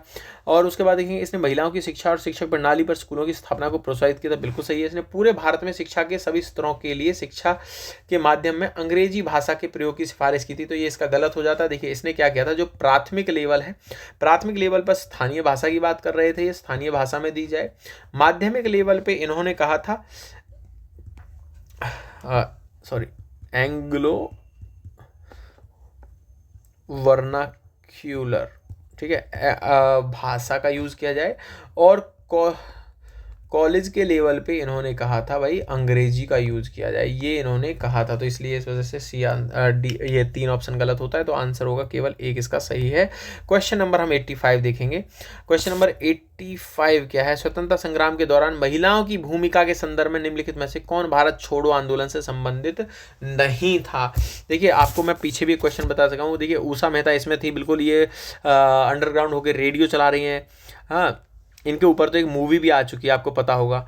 और प्रीति लता वडेदार के बारे में बात करें, अरुणा फली इसमें थी, सुचेता कृपलानी इसमें थी। लेकिन देखिए, बात है प्रीति लता वाडेकर, मैंने बताया था इनका काम आगे कल्पना दत्त ने किया था। ये इनकी मृत्यु हो गई थी छापेमारी में, ठीक है, जो कि सूर्य सेन की टीम से संबंधित थी। तो इसलिए बी इसका सही आंसर होगा, क्योंकि ये 1932 में तो इनकी डेथ ही हो जाती है। नेक्स्ट क्वेश्चन देखेंगे 86। हाल ही में भारत के प्रधानमंत्री द्वारा इस आश्रम के पुनर्विकास योजना का उद्घाटन किया गया 1915 में दक्षिण अफ्रीका। देखिए, अगर ये स्टेटमेंट इतना ही होता ना, कंफ्यूज हो जाता। दक्षिण अफ्रीका में भारत आने वाले महात्मा गांधी द्वारा स्थापित यह पहला आश्रम था। इसे सत्याग्रह आश्रम, देखिए अब ये इंपॉर्टेंट है, सत्याग्रह आश्रम भी कहा जाता है। औपनिवेशिक शैली में निर्मित है, सफेद रंग से आगे से बना हुआ है। अब यहाँ इंपॉर्टेंट आपको पॉइंट दिए हैं, सत्याग्रह आश्रम पहला आश्रम है, सत्याग्रह आश्रम भी कह दिया जाता है, औपनिवेशिक शैली में, सफेद रंग का। देखिए, साबरमती जो आश्रम है, ये इनका महात्मा गांधी जी का सेकंड था भाई, बाद में इन्हें बनाया था, साबरमती नदी के किनारे पर इन्हें बनाया था गुजरात में। तो क्या था यहाँ पे ये 1917 में बनाया जाता है। उसके बाद में देखेंगे सेवाग्राम की बात है, तो उन्होंने एक ग्राम की व्यवस्था की, जहाँ पर ये सेवाग्राम का मतलब है सभी की सेवा करना इनका उद्देश्य था। सेवाग्राम जो है गांधी जी ने शुरू किया था 1936 में, गांधी जी के द्वारा शुरू हुआ था। और हम फिनिक्स की बात करते हैं, तो फिनिक्स जो है इनका दक्षिण अफ्रीका में आश्रम था। ये कहाँ पे, दक्षिण अफ्रीका के डरबन में स्थित है। इसकी स्थापना 1904 में की थी। बसता है कोचरब आश्रम। कोचरब आश्रम एक इनके मित्र हुए थे जीवन लाल जी। जीवन लाल जी ने इन्हें ये गिफ्ट कर दिया था कोचरब आश्रम, तो कोचरब आश्रम इन्होंने दे दिया था। अब यहाँ से ये क्यों चले गए, यहाँ से जाने के रीज़न एक रहा था क्योंकि यहाँ पर बहुत बड़े मतलब महामारी के रूप में प्लेग फैल गया था। प्लेग फैलने की वजह से यहाँ से चले गए थे, तो साबरमती आश्रम की इन्होंने स्थापना की थी। उसके बाद में देखिए, सेवाग्राम में जो है गांधी जी रहे थे खुद, यहाँ पर 1936 से लेकर 48 तक सेवाग्राम में ही महात्मा गांधी जी रहे थे। तो आई होप आपको जानकारी अच्छी लग रही होगी। क्वेश्चन नंबर हम 87 देखते हैं। निम्नलिखित युद्धों पर विचार कीजिए। युद्ध और गवर्नर जनरल पूछा हुआ है, उस समय कौन सा गवर्नर जनरल था और युद्ध हो रहा था, ठीक है। देखिए, प्रथम आंग्ल सिख युद्ध कब होता है। प्रथम आंग्ल सिख होता है 1845 से लेकर 46 में। अब इसको शांत करने के लिए हो जाती है आपकी लाहौर की संधि होती है। ये संधि होती है 8 मार्च और 1946 को। मैं डेट इसलिए बताता हूँ कि क्रोनोलॉजी पूछ लेता है। तृतीय आंग्ल मैसूर युद्ध कब होता है। तृतीय आंग्ल मैसूर 1790 से लेकर 92 के बीच में होता है। अब इसके बाद में हो जाती है श्रीरंगपट्टनम की संधि जो होती है, वो श्रीरंगपट्टनम की संधि जो होती है उससे ये युद्ध रुकता है। द्वितीय आंग्ल मराठा युद्ध जो होता है, द्वितीय आंग्ल मराठा युद्ध जो है 1803 से लेकर 1805 तक चलता है। इसमें हुई थी बेसिन की संधि हो जाती है, ठीक है। अब हम बात करेंगे जैसे प्रथम आंग्ल सिख जब युद्ध होता है उस समय कौन था, तो उस समय लॉर्ड हार्डिंग थे। हार्डिंग प्रथम थे, तो ये बिल्कुल सही है। दूसरा हम देखेंगे कि लॉर्ड हेस्टिंग्स थे आंग्ल मैसूर युद्ध के दौरान। नहीं भाई, यहाँ पर या तो जनरल मिडोज होता तो सही होता, या फिर कॉर्नवालिस थे यहाँ पर, ठीक है। कॉर्नवालिस या मिडोज, इन दोनों में से एक भी होता तो ये सही माना जा सकता था, ठीक है। अब द्वितीय आंग्ल मराठा युद्ध जो है लॉर्ड वेलेस्ली रहे थे, बिल्कुल सही है। तो एक यहाँ पे गलत है, 2 ऑप्शन इसका यानी कि 2 गलत है, तो यानी कि 1 और 3 सही है, तो आंसर होगा इसका बी सही है। क्वेश्चन नंबर हम नेक्स्ट देखेंगे 88। इंडिया हाउस बर्लिन में स्थित इसकी स्थापना श्यामा श्यामजी कृष्ण वर्मा ने की थी। देखिए अब इंडिया हाउस की स्थापना कहाँ पे की गई थी, आपको तो बर्लिन में नहीं की थी, बर्लिन का जर्मनी की राजधानी बर्लिन है, ये की गई थी लंदन में स्थापना की गई थी इसकी, ठीक है। तो यहाँ पे पहले तो ये स्टेटमेंट गलत हो जाता है। अब हम बात करेंगे इंडिया हाउस, अब एक गलत हुआ, ठीक है। तो आंसर आप देखेंगे एक बचता है कि बी है या डी है आंसर। इंडिया हाउस से जुड़े मदन लाल ढींगरा करजन वॉयली की हत्या के लिए उत्तरदायी थे, बिल्कुल सही है। देखिए इससे जुड़े हुए कुछ लोग थे, अन्य लोग थे। अब जब इन ढींगरा जी ने इनकी वॉयली की हत्या कर दी ना, तो इनसे ना आयरिश लोग भी प्रेरित हो गए थे भाई, ठीक है। आयरिश लोग भी यहाँ से इनसे प्रेरित हो जाते, क्योंकि वहाँ पर भी दिक्कतें चल रही थी उस समय। अब इसमें कौन कौन जुड़े थे, वी डी सावरकर इससे जुड़े हुए थे, वी एन चटर्जी इससे जुड़े थे, वीवीएस अय्यर भी यहाँ से जुड़े हुए थे, और लाला हरदयाल यहाँ पे जुड़े थे, और एमपीटी आचार्य और पीएस बापट जी इनसे जुड़े हुए थे, ठीक है। तो एमपीटी आचार्य भी इनसे जुड़े थे और पीएस बापट भी इनसे जुड़े हुए थे, लाला हरदयाल भी इनसे जुड़े हुए थे, आप ध्यान रखिएगा। देखिए इंडिया हाउस एक न्यूज़पेपर निकालता था, बड़ा खतरनाक न्यूज़पेपर निकालता था, तो उसका नाम था द इंडियन सोशियोलॉजिस्ट के नाम से एक न्यूज़पेपर निकालता था। अब इसके जो हेड बनाए जाते थे शीर्षक पे, उस पे बनाया जाता an organ of freedom and political social and religious reforms, ऐसी चीज़ें ये लिखते थे अपने हेडिंग्स में। तो इसका आंसर हम देखेंगे तो आंसर होगा केवल बी। नेक्स्ट क्वेश्चन देखेंगे, नेक्स्ट क्वेश्चन देखते हैं हम, क्वेश्चन नंबर 89। तो देखेंगे हम क्वेश्चन नेक्स्ट 89। तो हाल ही में रामगढ़ क्रेटर जो भारतीय भूवैज्ञानिक सर्वेक्षण है द्वारा भू विरासत स्थल के रूप में मान्यता दी है, तो यहाँ पर कहाँ पे पूछा, पहली बात तो ये देखेंगे भारतीय भू विरासत स्थल होते क्या हैं। भारतीय भू विरासत स्थल ऐसे होते हैं जो दुर्लभ होते हैं, उन्हें भू विरासत स्थल की मान्यता देती है। अन्य अद्वितीय भूगर्भिक या भू आकृति होती है, पुराजीवी होते हैं या स्त्रीकृत महत्व के होते हैं, उनको भू विरासत स्थल घोषित किया जाता है। अब देखिए क्या है क्रेटर क्या है, देखिए एक बारी क्या हुआ है कि उल्कापिंड जैसे भारतीय मतलब यहाँ पर पृथ्वी से जब भी टकराए हैं, तो वो जो टकराने के बाद जो गड्ढे बन जाते हैं उनको एस्ट्रोडोम कहा जाता है। ब्लेम BLEME ब्लेम, एस्ट्रोब्लेम इनको कहा जाता है, सॉरी एस्ट्रोडोम नहीं, एस्ट्रोब्लेम इन्हें कहा जाता है। ध्यान रखिएगा एस्ट्रोब्लेम किससे संबंधित है, अगर कोई उल्कापिंड पृथ्वी से टकराया और पृथ्वी टकराया, यहाँ पर कोई गड्ढा बन गया, वो भारत में ऐसे 3 है भाई टोटल, जो 3 है वो कहाँ कहाँ पे है, महाराष्ट्र में है, एक लोनार के अंदर है, एक महाराष्ट्र में जो है लोनार है, दूसरा MP के ढाला में स्थित है, और एक जो बचता है वो राजस्थान में है, वो है पार्वती नदी के पुराने मार्ग पर स्थित है। तो यहाँ देखेंगे ये जो है रामगढ़ जो क्रेटर है वो राजस्थान में है, तो इसका B सही आंसर होगा।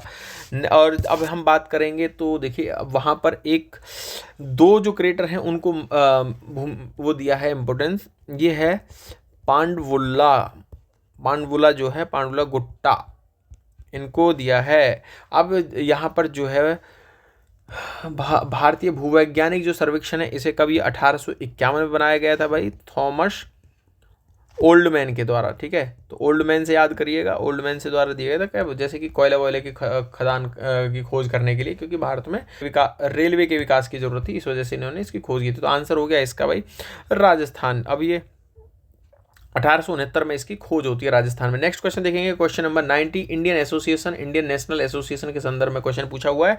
तो यहाँ पर देखेंगे इसकी स्थापना सुरेंद्र नाथ बनर्जी और आनंद मोहन बोस के द्वारा की गई थी भाई, ठीक है। 1876 में इसकी स्थापना की थी, इन दोनों ने स्थापना की थी। 1883 में कलकत्ता में एक अखिल भारतीय सम्मेलन आयोजित किया और सहायता प्रदान किया गया था, ठीक है। 1886 में जो है कांग्रेस में इसका विलय हो जाता है, कांग्रेस बन जाती है 1885 में इसका, उसमें कांग्रेस में विलय हो जाता है। इसने भारतीय सिविल सेवा की परीक्षा के अभ्यर्थियों के लिए आयु सीमा घटाने की मांग की थी भैया, आयु सीमा घटाने की मांग नहीं की थी, अंग्रेजों ने क्या किया था, आयु की सीमा घटा दी थी, तो उसका इन्होंने विरोध किया था। साथ ही में इन्होंने और डिमांड रखी थी कि इंडिया और इंग्लैंड में एक टाइम पे एग्जाम कराया जाए और भारतीयों को उच्च प्रशासनिक पदों पर रखा जाए, भारतीयकरण की इन्होंने मांग की थी उच्च प्रशासनिक पदों की, ठीक है। ये ध्यान रखिएगा। 1878 में लिटन जो है वो लिटन के द्वारा जो दमनकारी आर्म्स एक्ट और वर्नैकुलर प्रेस एक्ट है उसके विरुद्ध भी इन्होंने अभियान चलाया था। तो लिटन याद रखिएगा, वर्नैकुलर प्रेस एक्ट और आर्म्स एक्ट के विरुद्ध में उनके खिलाफ इन्होंने अभियान चलाया था। नेक्स्ट क्वेश्चन देखेंगे, क्वेश्चन नंबर 91। आधुनिक भारतीय इतिहास के संदर्भ में लाल कुर्ती, देखिए खान अब्दुल गफ्फार खान जो थे उन्होंने वो एक स्वयं सहायता एक तरह से करते थे और वो लाल कलर के कपड़े पहनते थे। उन्हीं ग्रुप में जो महिलाएं होती थी वो ब्लैक कलर के कपड़े पहनते थे। पहले याद रखिएगा, इनका जो ग्रुप था उसमें मेल और फीमेल दोनों होते थे। लाल कुर्ती पहनते थे, स्वयं सहायता करने वाले थे, स्वयं सेवक कहा जाता था इन्हें फ्रंटियर गांधी, जो गफ्फार खान थे उनको फ्रंटियर गांधी भी कहा जाता था। भाई ये दूसरे गांधी कहे जा रहे हैं, फ्रंटियर गांधी, ठीक है, तो आप ध्यान रखिएगा। अब ये क्या चल रहा था, देखिए युद्धोत्तर जो आर्थिक विकास समिति ने ये तो गलत हो गया, ठीक है। तो 91 जो है फ्रंटियर गांधी भी इनको कहा जाता था, खान अब्दुल गफ्फार खान को। तो आप देखेंगे कि संयुक्त प्रांत में कट्टरवादी समाजवादी कार्यकर्ता थे, नहीं। ताशकंद में कम्युनिस्ट पार्टी के कार्यकर्ता, ये भी गलत है। उत्तर पश्चिमी प्रांत में सविनय अवज्ञा आंदोलन में अहिंसक प्रतिभागी, बिल्कुल सही है। सुभाष चंद्र बोस के नेतृत्व भारतीय राष्ट्रीय कांग्रेस सेना के सदस्य, ये तो गलत है, तो इसका सी इसका बिल्कुल सही आंसर होगा, ठीक है। नेक्स्ट क्वेश्चन देखेंगे हम, क्वेश्चन नंबर 92। बॉम्बे प्लान से संबंधित क्वेश्चन है। तो इसके बॉम्बे प्लान क्या था, देखिए इसका प्रारूप भारतीय राष्ट्रीय कांग्रेस द्वारा तैयार किया गया था, ठीक है। तो ये तो यहाँ पे गलत है। देखिए बॉम्बे प्लान जो है, जो कि फिक्की के जो लोग थे, मैंने आपको बताया FICCI फिक्की के बारे में पीछे बता चुका हूँ, यहाँ के जो लोग थे उनके द्वारा इसका प्लान तैयार किया गया था। एक यहाँ पे गलत होता है, एलिमिनेट करेंगे हम। उसके बाद देखेंगे, इसने आंशिक राष्ट्रीयकरण, भूमि सुधार और श्रमिक कल्याण योजना की मांग की थी, बिल्कुल सही है, ये इसका सही आंसर होगा, बी इसका सही आंसर है। क्वेश्चन नंबर हम 93 देखेंगे, इंडिया टैक्स। देखिए अब ये क्वेश्चन थोड़ा सा गलत लिखा हुआ है, जैसे भारत टैक्स, इनको हिंदी में नहीं अंग्रेजी में लिख के देना चाहिए था, या तो जैसे ये एक्चुअली क्या है, भारत TEX है, ये वो वाला टैक्स नहीं है, TAX वाला नहीं है, टैक्स ये वाला टेक्सटाइल वाला टैक्स है। यहाँ पे अगर सीधा होता तो आपका आंसर इजीली आप निकाल सकते थे, लेकिन यहाँ पे इन्होंने टैक्स लिख दिया, तो ये गलत है थोड़ा सा। अब देखेंगे संधारणी और चक्रीय वस्त्र, देखिए वस्त्र मूल्य श्रृंखला में तेजी लाने से, ठीक है। करों का अनुपालन से नहीं है, कृषिगत निर्यातों से संबंधित नहीं है, रक्षा क्षेत्र के स्वदेशी प्रौद्योगिकी उत्पादन से संबंधित है, आंसर इसका ए होगा। देखिए इसमें क्या है कि इनमें 3 संकल्पनाएं ली हैं कि इको इनोवेशन हो, उत्पाद पर्यावरणीय पदचिन्हों पर हो, चक्रियता हो, रीयूज करें, रिसाइकल करें, ठीक है, रिफर्बिश वगैरह वो सारी चीज़ें की जाएँ, ऐसे करेंगे। अब ये किसके द्वारा, इसके बारे में बताता हूँ, UNEP, और साथ में कौन सा, वस्त्र मंत्रालय जो है इसमें शुरू होता है, ये इन दोनों में क्रियान्वित करते हैं। डेनमार्क अलग से इसमें आ गए हैं, वो कह रहे हैं भैया ठीक है, हमारा एक विदेश मंत्रालय है, वो आपको वित्त पोषित कर देगा, भाई ये फ्री में हमें पैसे दे रहा है। तो याद रखिएगा, ऐसे थोड़ा सा स्टोरी से याद कर सकते हैं, डेनमार्क हमें फ्री में पैसे देगा इसे वित्त पोषण करने के लिए, तो आंसर होगा इसका ए। नेक्स्ट क्वेश्चन देखेंगे, क्वेश्चन नंबर 94 देखेंगे, भारत छोड़ो आंदोलन के संदर्भ में निम्नलिखित क्षेत्रों में किनमें समानांतर सरकार स्थापित की गई थी। देखिए कुछ जगह समानांतर सरकारें बनाई गई थी जब भारत छोड़ो आंदोलन चल रहा था, तो हम देखेंगे इसका कहाँ पे स्थापित नहीं की गई थी, ये पूछता है। जैसे देखिए बलिया में चित्तू पांडे ने सबसे पहले, यहाँ पे बलिया में चित्तू पांडे ने यहाँ पे स्थापित की थी भाई सरकार, और कब की थी ये, अगस्त 1942 में यहाँ पर शुरू की थी। 17 की बात करते हैं, 17 में शुरू की गई थी, ये प्रतिकारी सरकार भी इसे कहा जाता है। ये सबसे लंबी चलने वाली सरकार थी, जो कि कहाँ है, अगस्त 1943 से लेकर मई 1945 तक के लिए चलाई गई थी, ठीक है, याद रखिएगा। झांसी और राजकोट में ऐसी कोई सेना नहीं थी, तो इसमें देखेंगे तो इसमें 2 इसका सही आंसर होगा कि 2 में समानांतर सरकारें नहीं बनाई गई थी, यहाँ पर कांग्रेस चल रही थी, ठीक है। तो सर्वाइकल कैंसर की बात करते हैं, देखिए महिलाओं को होने वाली बहुत बड़ी समस्या है सर्वाइकल कैंसर की, 30+ की उम्र में सेकंड कैंसर में रोग होने वाला सर्वाइकल कैंसर है। अब देखिए इसका मुख्य कारण है कम जोखिम वाले ह्यूमन पैपिलोमा वायरस का स्थायी संक्रमण है, तो ये तो यहाँ पे गलत हो जाता है, कम संक्रमण वाले नहीं, जो अधिक संक्रमण वाला पैपिलोमा HPV जो है आपका 18 और 16 जो नाम कहा जाता है उससे ये होता है, ठीक है। तो ध्यान दीजिएगा, सर्वावैक भारत में सर्वाइकल वैक्सीन जो है प्रथम स्वदेशी टीका है, बिल्कुल सही है। इसे कौन, सीरम इंस्टीट्यूट ने बनाया है, ध्यान रखिएगा, सीरम इंस्टीट्यूट ने बनाया है।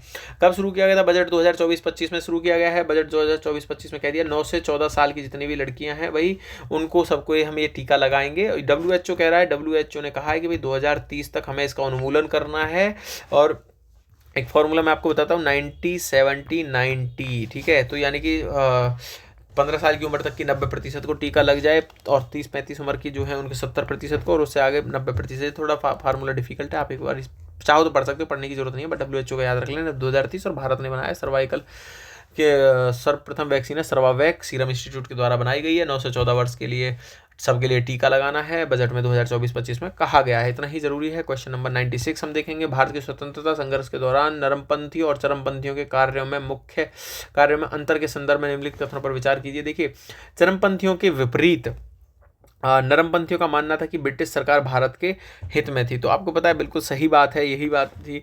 नरमपंथियों के सामाजिक आधार में शिक्षित मध्य वर्ग शामिल था, जबकि चरमपंथियों में सामाजिक आधार पर जमींदार और भूस्वामी शामिल थे। देखिए, जमींदार और भूस्वामी तो इसमें शामिल ही नहीं थे भाई, इसमें तो शामिल थे कौन? शिक्षित मध्यम और निम्न वर्ग के लोग। यहाँ पर शिक्षित और मध्यम वर्ग के लोग थे, ठीक है, तो ये भी गलत हो गया। दूसरा है कि नरमपंथियों ने विपरीत चरमपंथियों में ब्रिटिश शासन के विरुद्ध हिंसा के विशेष प्रयोग पर, देखिए इन्होंने हिंसा के विशेष प्रयोग पर बल नहीं दिया था। इन्होंने कहा था कि भाई हम गैर संवैधानिक तरीकों से विरोध करेंगे तुम्हारा, तो हिंसा का तो ये प्रयोग ही नहीं करते। तो इसलिए आंसर होगा ए, केवल एक सही होगा।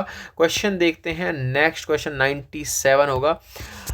97 क्वेश्चन हम देखेंगे, प्रवर्तन निदेशालय ईडी एक बहुविषयक संगठन है जो हाल ही में सुर्खियों में रहा। यह मनी लॉन्ड्रिंग, धन शोधन और विदेशी मुद्रा कानूनों के उल्लंघन की जांच के लिए एक अधिदेशित है। किस मंत्रालय विभाग के अंतर्गत आता है? देखिए, इन्फॉर्मेशन ईडी जो है इसका जो गठन हुआ था आपका यहाँ पे 1956 में होता है। अभी देखिए सुप्रीम कोर्ट ने क्या कह दिया, एक पंकज बंसल बनाम भारत सरकार यानी कि भारत संघ का एक कोर्ट हुआ है। सुप्रीम कोर्ट ने कह दिया कि भाई अगर ईडी बिना लिखित कारण बताए या कि बिना लिखित कारण दिए अगर कोई अरेस्ट करती है तो वो अवैध माना जाएगा। और सुप्रीम कोर्ट ने कहा है ये आर्टिकल 22 का उल्लंघन माना जाएगा, ठीक है, तो इसलिए ध्यान रखिएगा, इसलिए चर्चा में रहा है। ईडी देखिए कई तरह किस तरह से शक्तियां लेता है। ईडी धन शोधन निवारण अधिनियम 2002 के तहत कार्य करता है। विदेशी मुद्रा प्रबंधन अधिनियम जो है 1999 का, उसके अधीन कार्य करता है। और भगोड़ा आर्थिक अपराधी अधिनियम जो है 2018 इसके तहत ये कार्य करता है।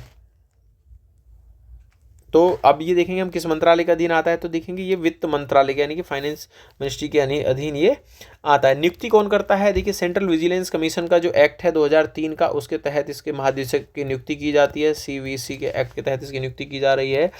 केंद्रीय सतर्कता अधिनियम, और इसके अब बस इतना ही इसके बारे में है, ठीक है। नेक्स्ट क्वेश्चन देखेंगे हम। नेक्स्ट क्वेश्चन देखेंगे क्वेश्चन नंबर 98। तो निम्नलिखित गवर्नर जनरल वायसराय को सही कालानुक्रमिक में व्यवस्थित किया। देखिए, लॉर्ड कैनिंग कब थे? लॉर्ड कैनिंग जो है 1856 से लेकर 58 तक ये रहे हैं, आपको पता होगा। ये उस समय भारत के गवर्नर जनरल रहे हैं। जॉन सोर कब थे? अब सर जॉन सोर जो है पहले हैं वॉरेन हेस्टिंग्स, वॉरेन हेस्टिंग्स रहे हैं, फिर कॉर्नवालिस रहे हैं, फिर सर जॉन सोर रहे हैं। तो देखेंगे हम यहाँ पर 1793 से लेकर 98 तक ये यहाँ पर बंगाल के गवर्नर जनरल बन कर रहे थे, ठीक है, ये भारत के नहीं बंगाल के गवर्नर जनरल थे। लॉर्ड मेटकोफ आपको मैं बता दूँ कार्यवाहक बनाए गए थे, 35 से 36 भारत के गवर्नर जनरल रहे थे।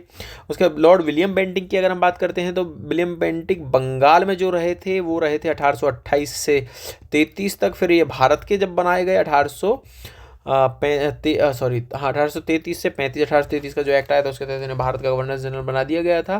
तो इस आधार पर आप देखेंगे इसका आंसर होगा पहले 2413, ठीक है। मेटकोफ जो है भारतीय प्रेस के मुक्तिदाता भी कहा जाता है। विलियम बेंटिक को वही सती प्रथा, ठगी आदि पर इन्होंने रोक लगाई थी। नेक्स्ट क्वेश्चन देखेंगे, question number 99। Desai Liaquat pact क्या है? देसाई लियाकत पैक्ट, तो देसाई लियाकत पैक्ट में क्या था? देखिए, इसमें यहाँ पर मुस्लिम लीग के उपनेता थे लियाकत जी, मुस्लिम लीग के उपनेता थे लियाकत जी, और भूला भाई जो देसाई थे वो कांग्रेस के नेता थे। दोनों दोस्त भी थे आपस में, ठीक है। तो इसमें देखेंगे हम यहाँ पर ये क्या है, कांग्रेस और लीग में सहमति बनाने के लिए दोनों ने ये पैक्ट किया था। अब इसमें केंद्रीय विधानमंडल में कांग्रेस और मुस्लिम लीग के द्वारा समान संख्या में लोगों को नाम निर्दिष्ट किए जाने का प्रस्ताव किया गया था। बिल्कुल सही है, इन्होंने इस पैक्ट के तहत 20% सीटें अल्पसंख्यकों के लिए आरक्षित की गई, ये भी सही है, बिल्कुल दोनों सही होंगे। और देखिए यहाँ पर अगर हम सरकार का गठन करते हैं तो 1935 के एक्ट के अनुसार ही कार्य करेगी, ये भी यहाँ पे कहा गया था। नेक्स्ट क्वेश्चन हम देखेंगे, question number all India forward block के बारे में। तो ऑल इंडिया फॉरवर्ड ब्लॉक क्या था भाई? तो ऑल इंडिया जो फॉरवर्ड ब्लॉक है, हेलो अभी मैं आ गया हूँ तो फिर देख लेना, ठीक है। आई होप वीडियो को शेयर सब्सक्राइब भी कर दिया करो यार। ऑल इंडिया फॉरवर्ड ब्लॉक की बात करते हैं तो ऑल इंडिया जो फॉरवर्ड ब्लॉक है ये इसका गठन चित्तरंजन दास के द्वारा, देखिए आप इसको पता होगा कि चित्तरंजन दास जी ने इसका गठन नहीं किया था, इसका सुभाष चंद्र बोस जी ने इसका गठन किया था, तो ये तो यहाँ गलत हो जाता है, आप ऐसे एलिमिनेट करोगे। दूसरा देखेंगे स्वतंत्रता से पहले ये भारतीय राष्ट्रीय कांग्रेस के भीतर ही एक गुट था, बिल्कुल सही है, भारतीय राष्ट्रीय कांग्रेस के भीतर ही एक गुट था, स्वतंत्रता के बाद में अलग पार्टी बन जाता है, ठीक है। तो देखेंगे इसका बी सही आंसर है। देखिए क्या होता है कि हरिपुरा अधिवेशन चलता है, हरिपुरा अधिवेशन होता है, पहले जो अधिवेशन है वो चलता है फरवरी 1938 में, यहाँ पर सुभाष चंद्र जो है अध्यक्ष बन जाते हैं। उसके बाद दोबारा त्रिपुरी अधिवेशन होता है, त्रिपुरी अधिवेशन में दोबारा वो पुनः उम्मीदवार के रूप में खड़े होते हैं, जिनको गांधी जी मना भी कर रहे थे, गांधी जी असंतुष्ट हो जाते हैं, फिर उसके बाद वो जीत भी जाते हैं। तो बोस को जो है कम्युनिस्ट पार्टी और कांग्रेस की जो सोशलिस्ट जो पार्टी थी उसका समर्थन प्राप्त था। फिर गांधी जी की ये थोड़े बीमार भी चल रहे थे, गांधी जी भी नाराज थे, तो बाद में ये क्या कहते हैं इस्तीफा दे देते हैं और ये अल्टीमेटम दे देते हैं कि भाई 6 महीने में ही हम स्वतंत्रता प्राप्त करेंगे, एक तरह से 6 महीने का अल्टीमेटम देते हैं ब्रिटिश सरकार को। तो गांधी जी इस बात से भी नाराज थे, तो इस वजह से इन्होंने अपना अलग से ही फॉरवर्ड ब्लॉक की स्थापना की थी, ठीक है। तो आई होप आपको वीडियो सही लग रही होगी। आप लोग जितने भी लोग वीडियो को लास्ट तक देखे हैं उन सब के लिए बहुत बहुत धन्यवाद। देखिए जितने भी लोग हैं @UPSC विद हरीश के नाम से जो टेलीग्राम चैनल है उसको सब्सक्राइब कर सकते हैं। जिन लोगों को अगर पर्सनल कुछ इश्यूज हैं हरीश_69696 पे आप कांटेक्ट कर सकते हो, ठीक है। ध्यान रखिएगा, आप लोग कमेंट बॉक्स में फीडबैक देना ना भूलिएगा। Thank you.